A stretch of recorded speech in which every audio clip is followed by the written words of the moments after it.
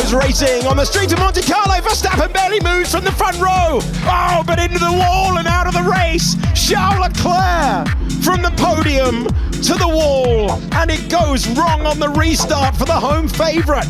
George Russell has to serve a drive-through penalty. It's chaos behind. Look at this between the racing bulls.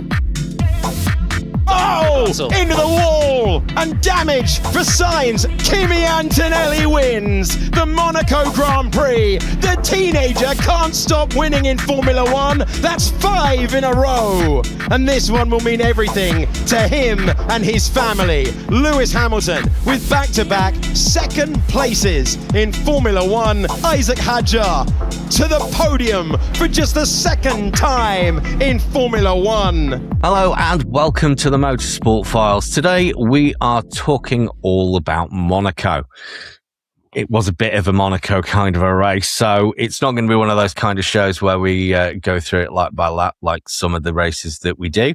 But we are going to take a step back and talk about some of the talking points that's come up from the race and obviously since.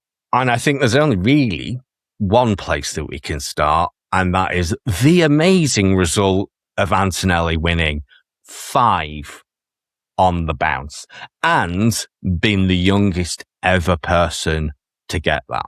That is one hell of an achievement, one hell of a result as well, and just continues the momentum that he's clearly got going for him. Worth noting that no driver actually to ever score 5 on the bounce has never gone on not to win the championship.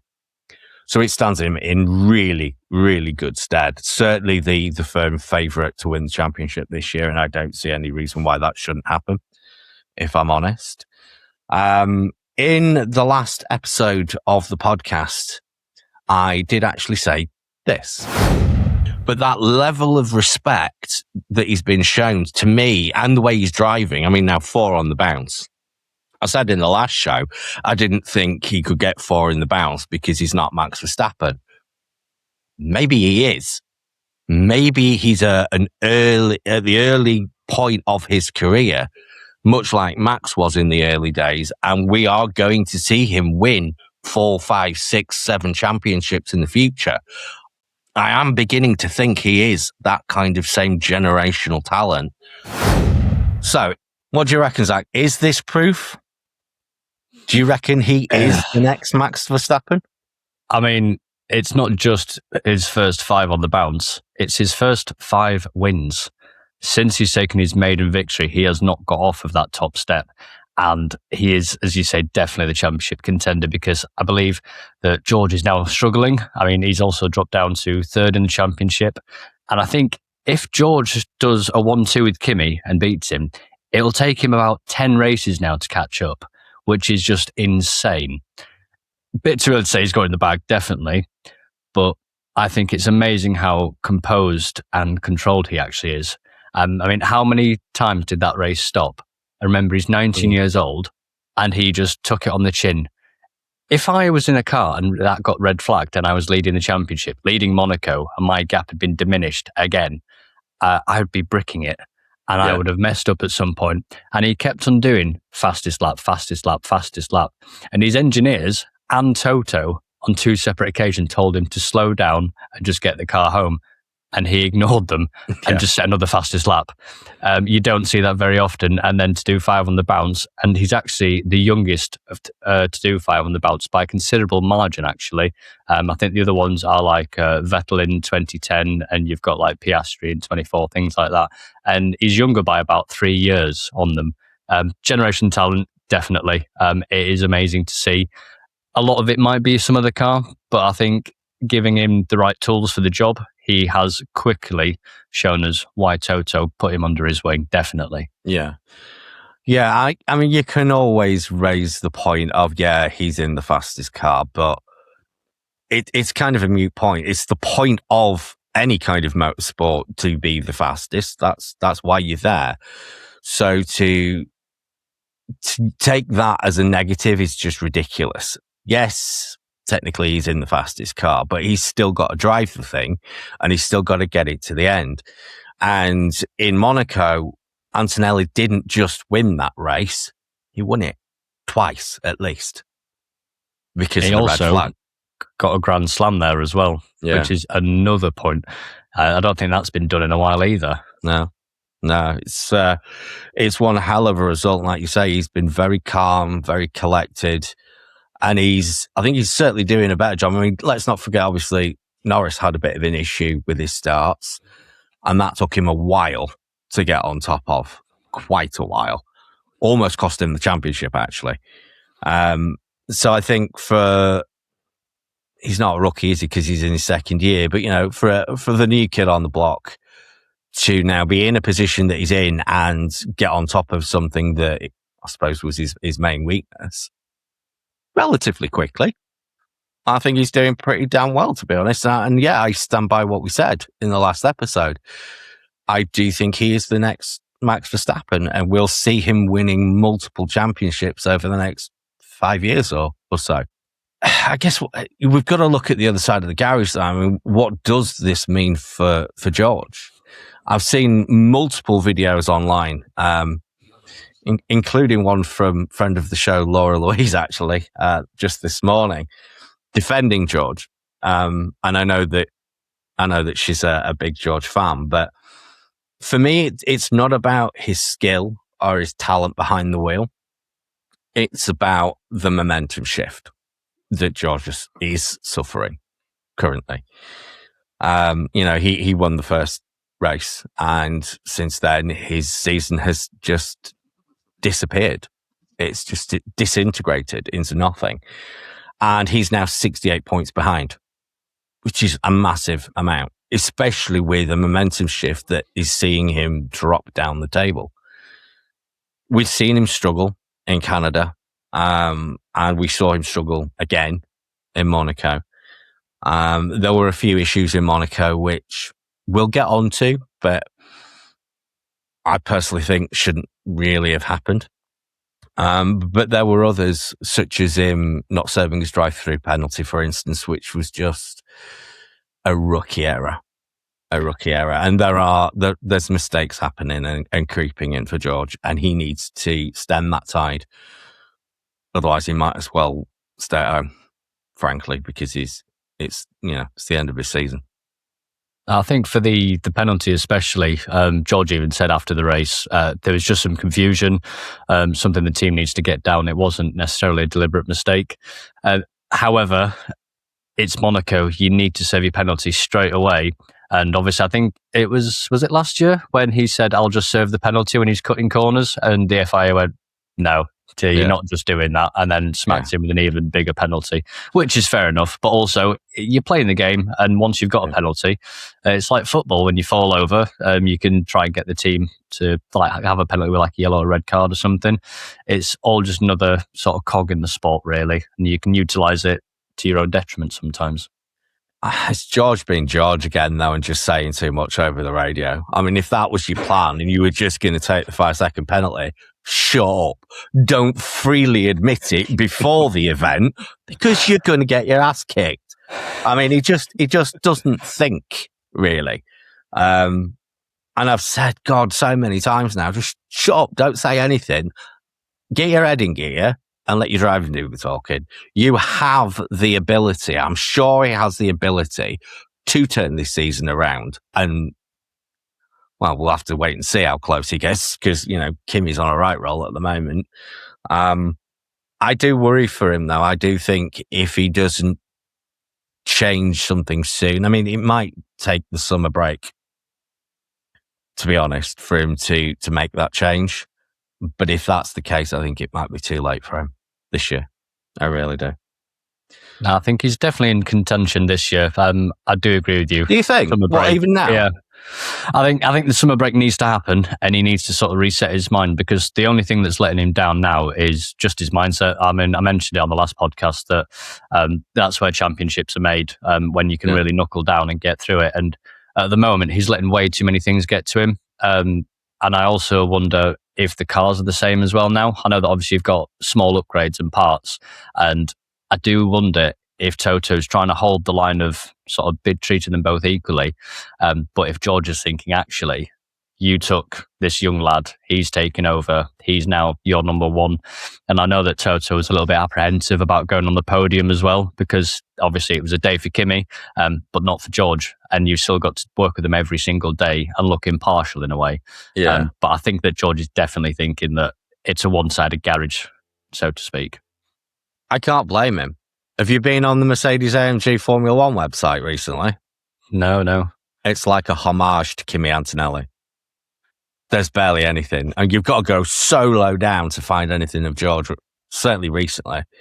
And again, I've said it in previous podcasts, Kimi's tread differently. He's tread like the Wonder Kid. And George is being probably not intentionally pushed out, but certainly a secondary effect. You can see it. Well, I think with Kimi, though, it's a bit different because he really is showing us what a talent he is. And at the end of the day, the drivers are skilled differently. Some of them are better than others. You put Russell in the Mercedes car and he absolutely crushed Bottas completely. Yeah. And he even destroyed Hamilton a little bit as well. Like, he is a very good driver, but I am starting to think that maybe Kimi's just got the edge. But I do also think a lot of that is mentality, though. Okay, I've got a little bit of an issue with you saying that George crushed Hamilton. I know the results suggest that, but quite frankly, the ground effect cars just didn't suit Lewis. And if it's a bit like the current set of regs with Max Verstappen, if you don't get on with them, you don't get on with them. Yeah, there's the other side of that argument where if you're a Formula One driver, you should just get on with it. But no, I'm sorry. We're talking about like one of the greatest drivers that's ever been. I won't have that said. Sorry. I love how you're talking to the Lewis Hamilton fan and I'm there slating him. You're yeah, like, role no, reversal, isn't it? Yeah, I know. Bit of a role reversal. Well, I'm a fan of the sport over a driver, except for the Brits, obviously. While we're talking about Merc, since the race, we've had news come out. Surprising news, actually, about the ADUO, and surprisingly, Merc not being the fastest. It was only half of the power unit that was tested, and in an era where it's a 50-50 split, only the ICE engine has been tested. The other side of it was completely ignored, which is why Red Bull's in a tiz at the moment about the results, because clearly Red Bull needs some help in that regard, and probably Merc don't as much. The result is going to be that Merc get a 2% increase. Oh, sorry, no, Merc are 2% slower, so they get one upgrade, which is just going to send Mercs even further down the road. I think that's a nail in the coffin for the season, personally. That said, everybody else on the grid, with the exception of Red Bull, gets 2. I would love to think that Ferrari are going to make the most of that.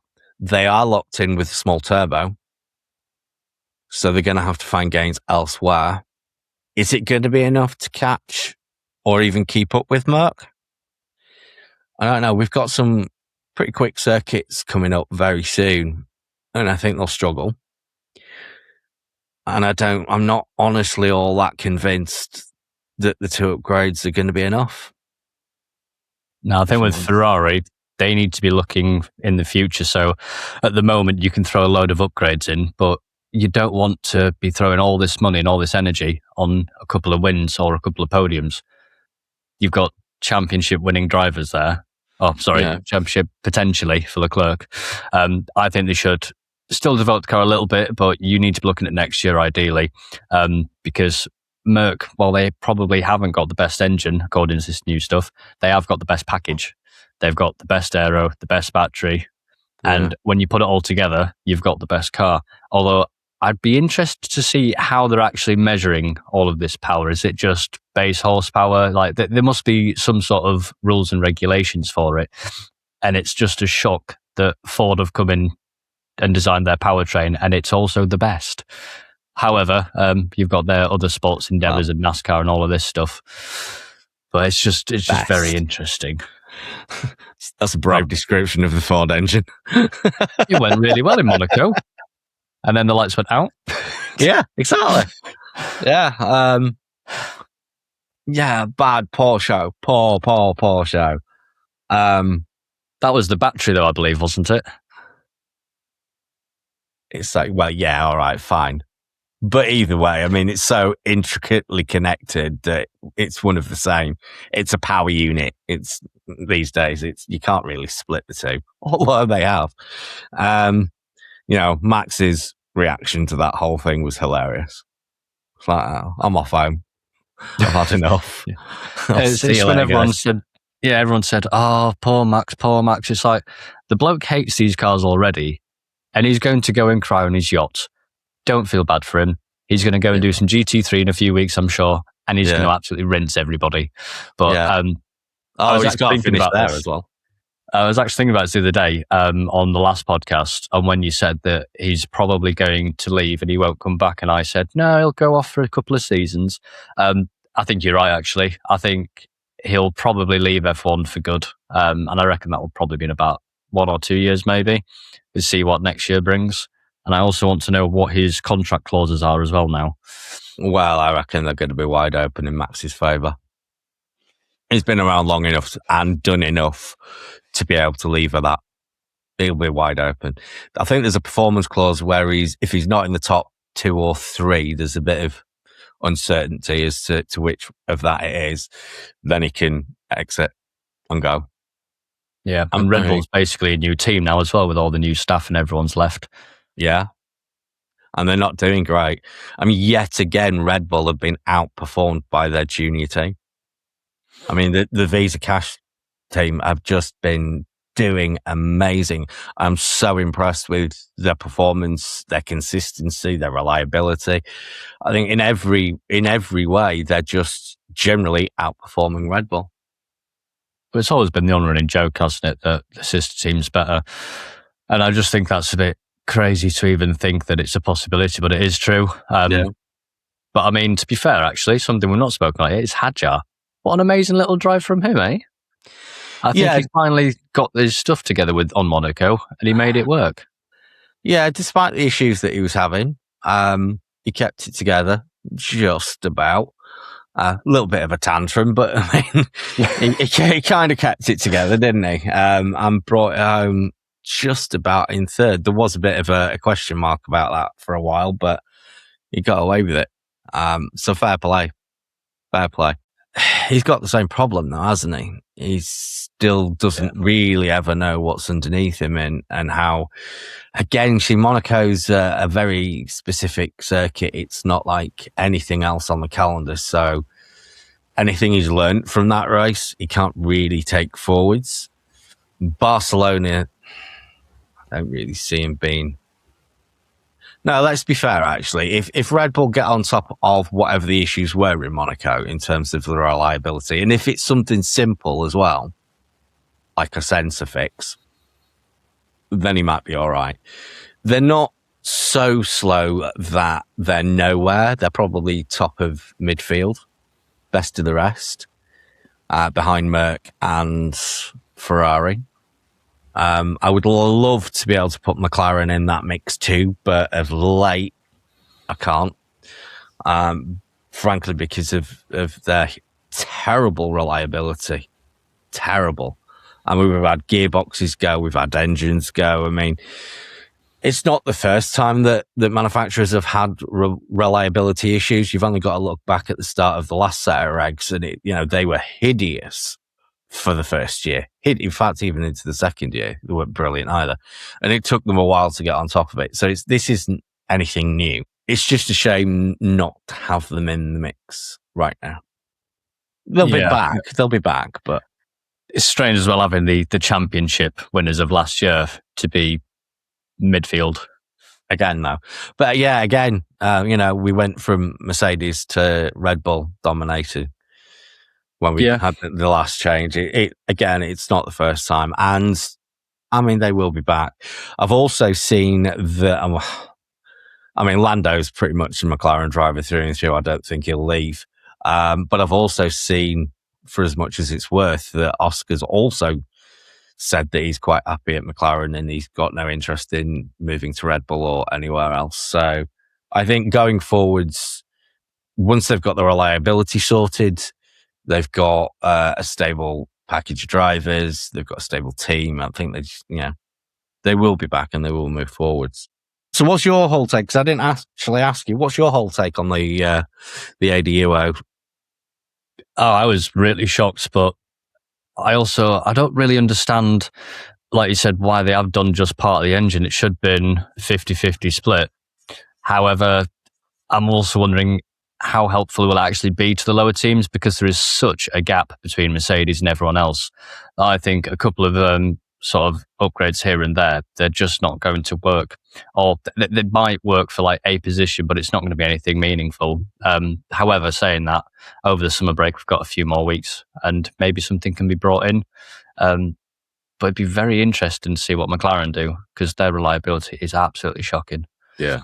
But I think this is one of the main things, actually. So with these new regulations, there's some huge reliability issues with the battery. Well, we saw it, obviously, in Canada and now in Monaco as well. And I wonder, is there something that's not built correctly, or there's like a design flaw that's across the grid? Because it's not just one team. It's basically most teams are complaining at some point about the battery not working or not being utilised in the race, on top of obviously going kaput and destroying people's races.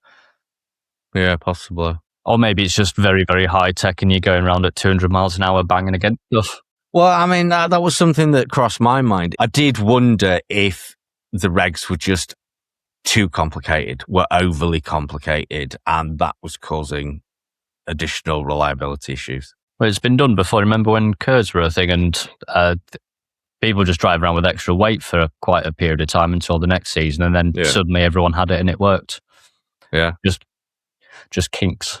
Yeah, because we can get onto the main part of the race, really. That exciting last part, followed by the 20-minute wait. We do seem to be constantly talking about this. So it's a bit annoying, really. I'm not quite sure what's going on. Maybe it's a green shell, or is it the blue shell? I can never remember which one it is. Whichever one it is that takes you out. And it always seems to hit Paul Charles Leclerc. Crashing out again. Again. I mean, it's like the man can't finish a race. I don't know what's going on with him. I've watched that more times than I probably should have done, at various speeds. And I know he complained at the time and since about the brakes not working. And you said to me earlier that it was 3 out of the 4 that weren't working, which is terrifying. But I've watched it a lot, and I actually don't think it was a particularly quick corner. He wasn't going that quick. The brakes were fine for the previous corner, which wasn't as tight, but I don't think the distance between those two corners would have made his speed that quick that the brakes would have been an issue. Now, yeah, all right, maybe there was an issue with the brakes. I am aware that he was using different setup to Lewis, and he is going to be going to Lewis's setup from the next race onwards. One, he seemed to turn late. I did feel he turned a little bit late. And then when you saw the reverse angle of it, you saw full right hand lock, but then you saw the front end lifting a little bit. So you were losing your contact patch on the road. And essentially, for me, I think it was just terminal understeer. Jolyon Palmer actually, I think, called it right with just no front end grip. I just don't think the tyres had fired up, and that's what caused the terminal understeer into the tech pro. What do you think? Where are you on that? I mean, I've watched it a lot, and that's what I think. But am I off? I think that you are right in saying that brakes probably weren't hot enough, because that's just after the safety car as well. But my main takeover from it was when Stroll did it first, a few laps earlier. When Stroll crashed, I gave a bit of a chuckle, said, it's Stroll, it happens. And then Leclerc did the same thing. And then I started really looking into it. And it almost reminded me of like aquaplaning in a way. Like the cars just didn't want to turn, really. And I think that you've got these massive cars that are absolutely shocking at going around corners slowly, and there's just nothing there. I think the track was definitely at fault as well, but you can't just blame the track because there's another like 20 odd drivers that got through it all right. Yeah. Which is where I find it really strange. And it's always at the end. It is just Leclerc's curse at this point, and it is just a meme. Like when it comes to Monaco, he just needs to like stay at the yacht and just have a bit of a chill out. But yeah, he's only won it once, hasn't he? I do think that he is starting to get a little bit more anxious as well, which is really annoying. The fabulous Le Curse that he's currently suffering. I quite like that. Nice little meme. Oh, that's good, yeah. It's not mine. It's definitely not mine. I hold my hands up to that. That's something I've seen online. It's also poor timing because he's just obviously extended his contract with Ferrari and then binned it in the wall. I was thinking he might look at actually leaving Ferrari at some point because what is it? I think if I can't remember how many more races. Is it 9 races Leclerc's won? So Kimi could match and then beat his career victories, which is just depressing. And that's simply because he's in a Ferrari and their reliability, their strategy, which they've fixed a hell of a lot. And it is fantastic now to see them sort of fighting for the podium and the occasional win. But something does need to change. And I think that he's now so dead set on just winning a championship with Ferrari and having Lewis at his side that I think his contract's going to go into like 2030 or something. Like he's got the longest of all the drivers. But then that shows the faith in him that the team is putting in, which is quite nice to see as well, despite some of the mishaps. Yeah, well, let's talk about that. Because, as you say, he's had his contract extended. I don't see Charles leaving anytime soon. And more importantly, comments that have come out of Lewis's camp have been incredibly positive. So he's been commenting on how the team has been changing, how they've started to adapt to new ways of working. They are beginning to listen. As you say, the strategy calls have overall got better. I do believe there was a bit of a dodgy double stack at Monaco, but be that as it may, they committed to it again. It was a little bit of old school, I think, creeping back in. But that's fine. Lewis is a lot happier. He's confident about where the car is and where it's heading. He's also said recently that last year a lot of the fans were reminding him of who he was, and now he feels like he has to show up every weekend to show that, which is again positive. How many podiums has he got on the trot now? Is it 4? Lewis? Yeah. He's having a right run, isn't he? Yeah, he had the sprint as well. Let's have a look for you. Is it 4, 5? Can't remember off the top of my head. It's fairly good. He's getting regular second, thirds. He's up there. He hasn't quite got the win, but it's certainly heading in that right direction. So I think overall, I'm positive about where Ferrari is and where they're going. I still don't think they're championship material this year. We'll have to wait and see what happens next year. But I mean, it's looking good, especially if we now have a fired up Lewis to spearhead the team. Well, I think that we are sort of probably looking at it with rose-tinted glasses, to be honest, because we are coming up to some power-hungry circuits, and I think that with some of the upgrades, potentially, Ferrari will struggle a little bit. Yeah, I think they will too. I think that the days of like looking at 2-3 are probably over. They're definitely not podiums aren't over, but I don't think both of them can get a podium. Well, I don't know. Charles has got to keep it on track first. He's got to bring it home. They're certainly going to be second, third, fourth. I don't think they're going to suddenly disappear off the map. It's not going to be like the other year with Aston where they started good and then just disappeared. I think Ferrari is still too good for that, if I'm honest. I think while Ferrari might be struggling for the power-hungry circuits, a lot of the other teams are struggling with reliability, strategy, everything, basically. Yeah, but Ferrari's nimble. They're great round the corners. They've got an amazing chassis. So those tighter, more technical circuits like Austria, for instance, I think they'll be in good stead for that. Let's move on. because I'm aware that we've been talking about that for a while now. The other major story were the penalties that came out of it. Yeah. The FIA dishing them out like Smarties in a playground. It was insane. And for some of them, I've got a bit of beef with. This speeding in the pit lane. Now, none of these drivers are fresh from the streets. You know, they've all come up through karting and various other different formulas to get to Formula One. They're fairly used to entering a pit lane. And with modern day pit lane limiters, this isn't really a thing if you push that button. And my beef lies with how the FIA are measuring it. And they measure it using speed, distance, time, which is maths. The amount of speed was 0.1 kilometers per hour, which is insane. If they'd have had an area of tolerance built into that, we probably wouldn't have had anywhere near what we had.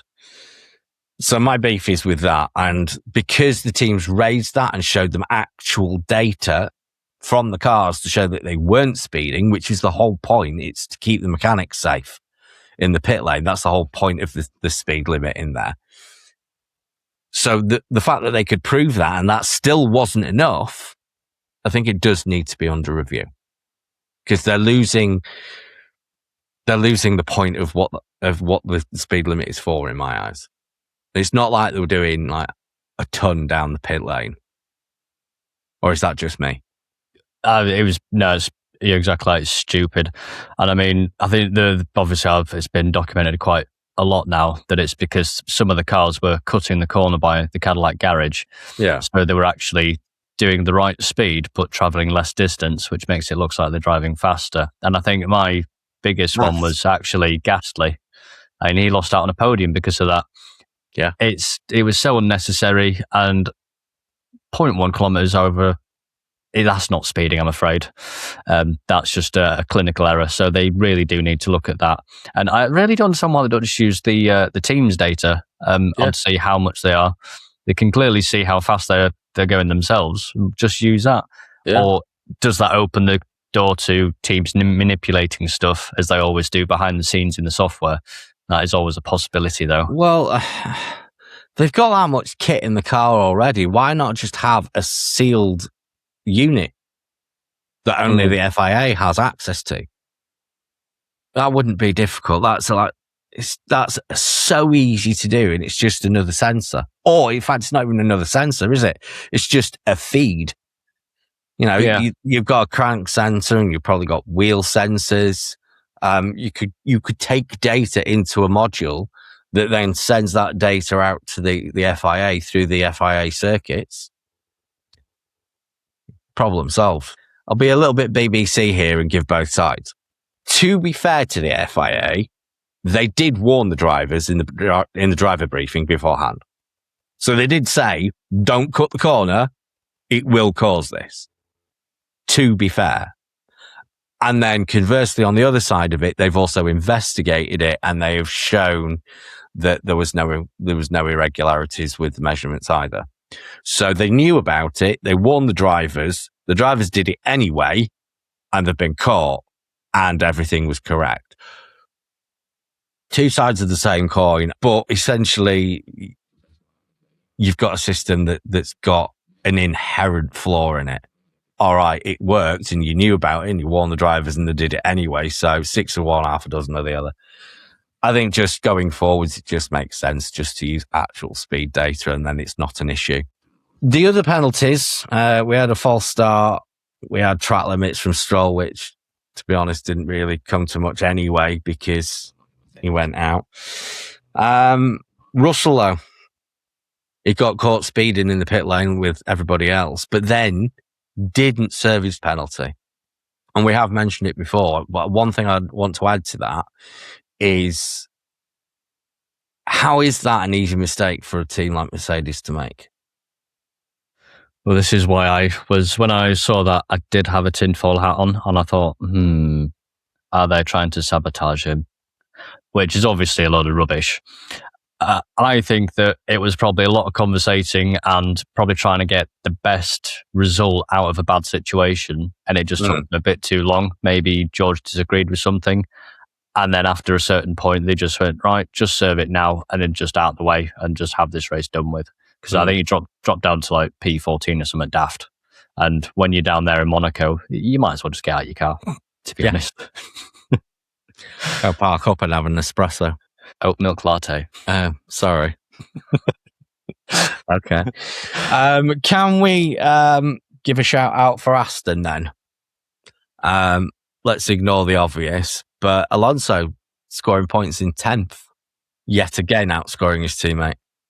Oh, that was so bittersweet though, because that would have been Cadillac's first points until Perez. But I suppose that Mr. Stroll is probably quite happy on his big yacht with 1 point after spending how many billions? Countless. Yeah, it's a dismal return on a massive investment. I'm really surprised that he's continuing. I still remember it as the pink Mercedes, and then it got bought and turned into Aston. And they were absolutely amazing. Like Alonso was doing all sorts to cause havoc to Hamilton's championship, backing him up in that one race. Yeah. I want to see them at the top midfield, and also I want to see Alonso get a win. I really want to see that. Maybe a night at Premier Inn might help with that, mate, because the only way that's going to happen is in your dreams, I think. Sorry. But they're so far behind. They had a period, like you say, where they were up there fighting for podiums. They were doing really well. It was nip and tuck with McLaren in the early days. And then they just dropped off a cliff and they've been nowhere since. Even the great Adrian Newey can't seem to do anything to bring this team back. And I wonder, is this the job too far for him? Do we think they need an additional ADO upgrade? No. And the reason being, if you open the floodgates, then what else do you allow in? I understand your train of thought. I just mean for them. So if you take on the fact that Merck are 2% behind and everybody else is 4% behind, I don't subscribe to the fact that Aston are 4% behind. I think they're probably more and should therefore have something extra. A special dispensation to at least bring them back up. No.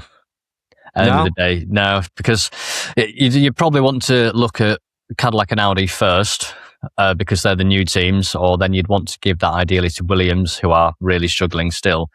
Aston, while they aren't that great, the returns haven't been that great. I think a main thing is because they were good at one point and now they're not as good. People notice it a lot more. And then obviously you have the whole Stroll and Mr. Stroll. They're quite big names in F1 for various reasons that we won't get into. I think it's just a little bit more documented because, like, when did you see the Aston actually go around Monaco, really?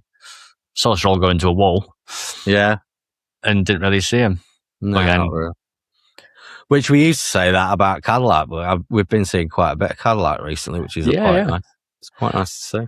So when I watch it on live on Now TV, the media coverage isn't that great and some of the shots aren't that great. But then you watch it on Channel 4, that some of them camera angles are so much better. But I think that's because you've had time to actually look at it, edit it, and actually put it into the extended highlights of basically what it is.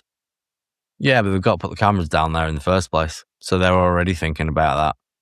Yeah, the aerial shots were absolutely incredible. Oh, those we need that more often. Beautiful. Yeah, absolutely beautiful. Much more aerial shots, far less Kim. No, I'm not going to go there.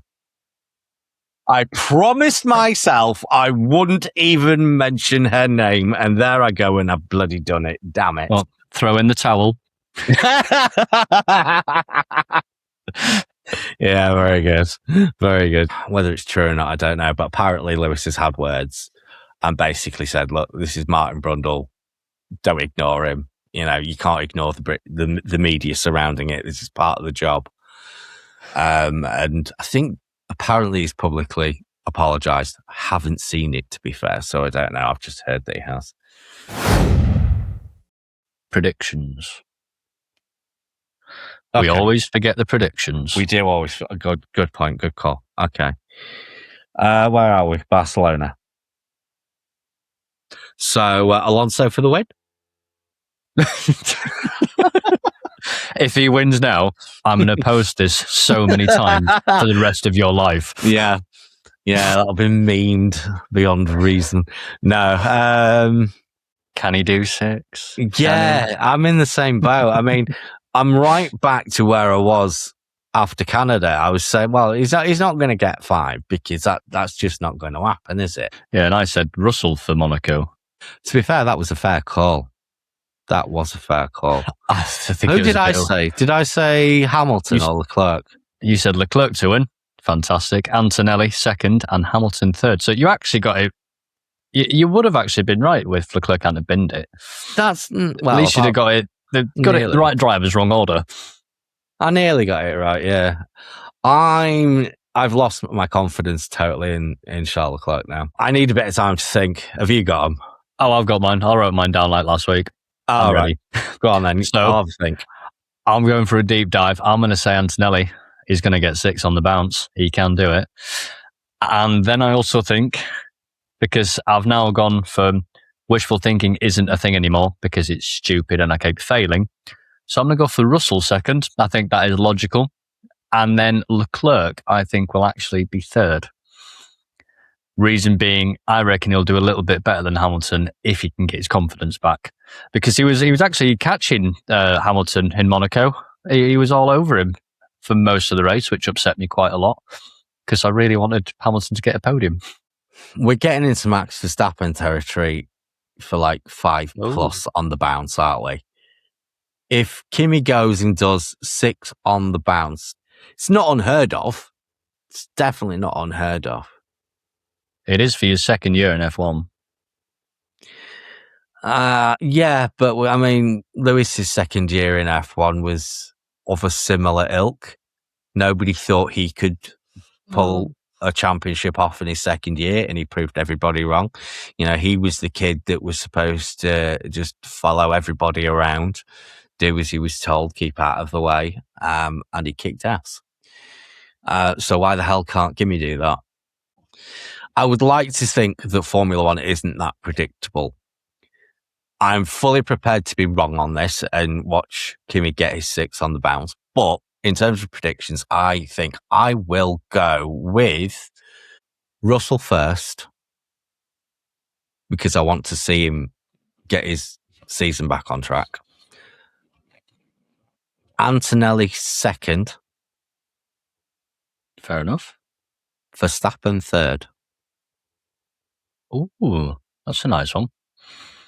Because I keep forgetting Verstappen's really in the sport because he's just not interested, is he?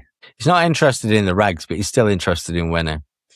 It's a bit more of a power circuit. Allegedly, he's got the fastest car on the circuit, if that's to be believed.